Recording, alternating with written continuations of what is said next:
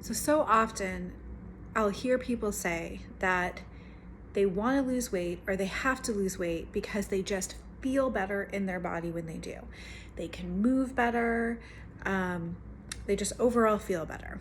And here's the thing, I'm not going to deny that that you can possibly move better if you had less weight on your body. I'm not going to sit here and pretend that when I had, less fat on my stomach that I could bend over easier. I could. That was just the reality. However, there's a few different points that I want to mention about this that I think either gets overlooked or is not recognized when we feel that difference in our body, the good difference that we attribute to weight loss.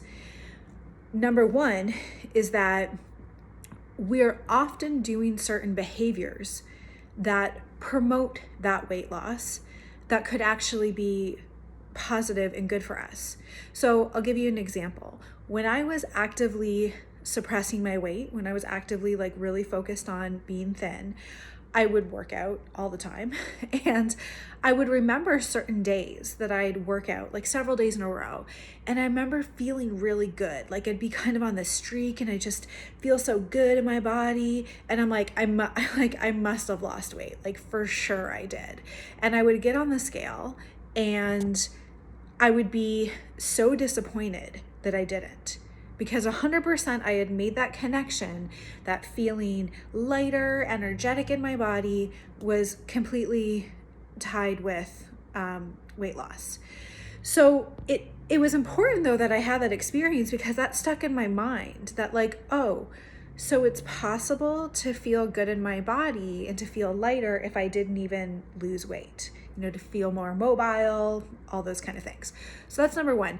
When people are focusing on weight loss, they're often actively involved in some kind of workout program. And typically they're eating more nutritionally dense food, or, obviously they're usually eating less. The other problem with that is that when we're so focused on weight loss and we're following these diets and we're following these regimes, exercise regimes, is that they're often not sustainable. So we're going to fall off of them. So the experience that we have is I'm following a diet, I'm following an exercise program, I'm feeling good, or we have the opposite effect. I binged, I went hard, I was lazy, I didn't do anything. And so those are two opposites of the spectrum. Of course, we're not going to feel good if we just really overate and we felt really uncomfortable, which is way more likely to happen when we're actively suppressing our weight and when we're following a diet. And so our response to that is, well, got to get back on. Obviously, I have to go back on this diet and follow this regime so I don't feel so crappy again. Okay, so then we just keep flip-flopping. So when the mind says the only way that I'm going to feel good is if I lose weight, if I'm following a diet and I'm following an exercise plan. And we've got no middle ground here, right? So there's no middle. But the thing is that exercising and moving the body and, eating nutritionally and eating in a way that feels comfortable for us also makes us feel good. And most people do not have the experience of the middle ground.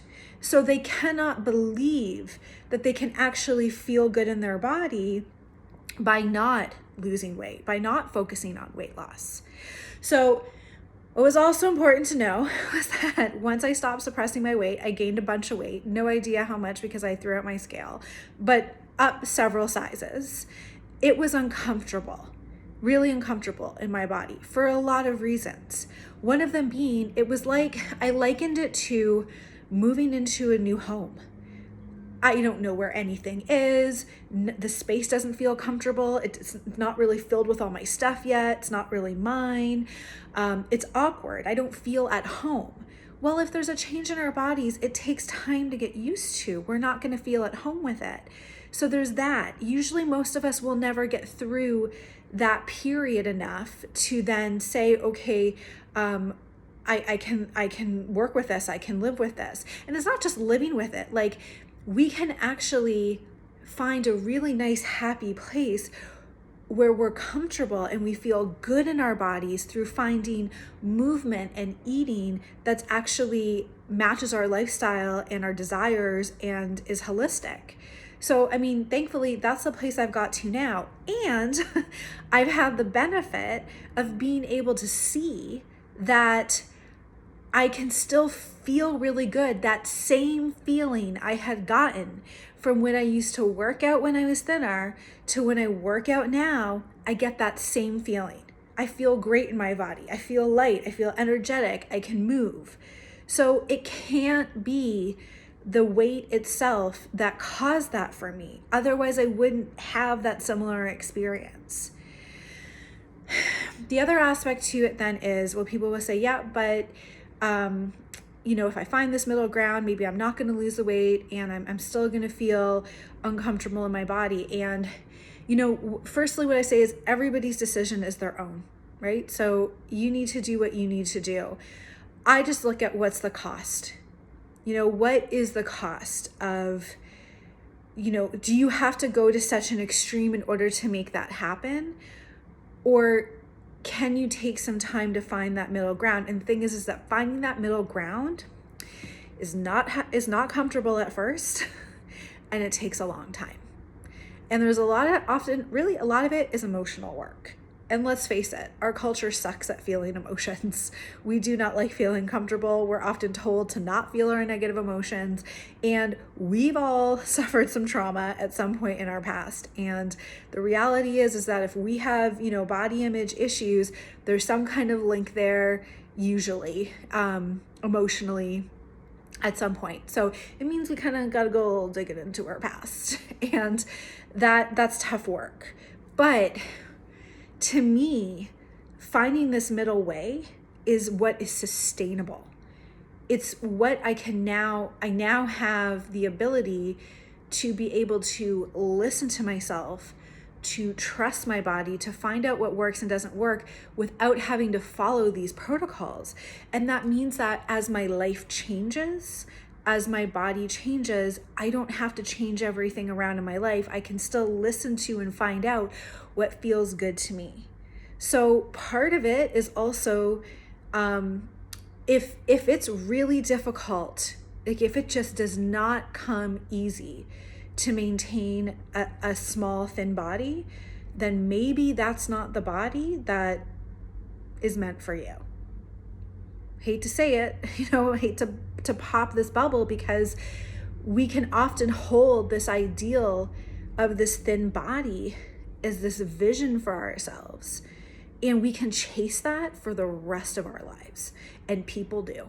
People go to their grave still wanting to either, I'm only 5 pounds away, I'm only 10 pounds away, I'm only this away, or I'm just going to maintain it. And even if it means like not having birthday cake on my 95th birthday, I'm going to do it.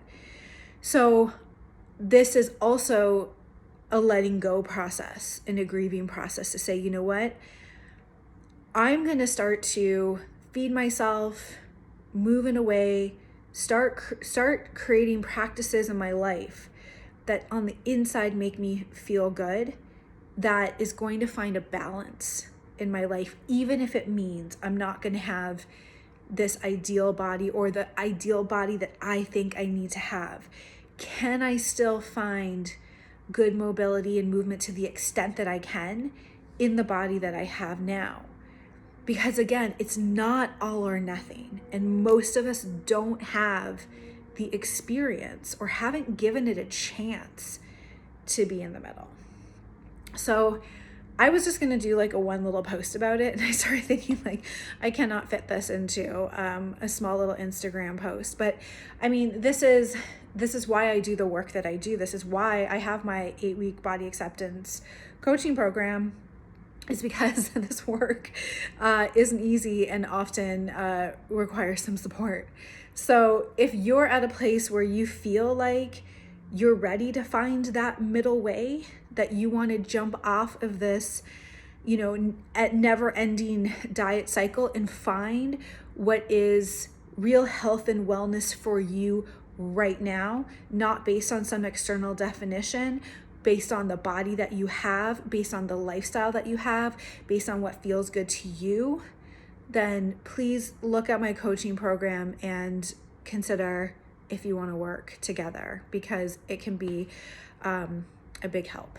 And I'm here to support you, Nick, because I get it. So if you've had a similar experience with this, drop a comment, tell me what you think. And again, like, sometimes we need to go through this to be able to prove to ourselves that it's actually possible to find this middle ground balance. Thanks for watching.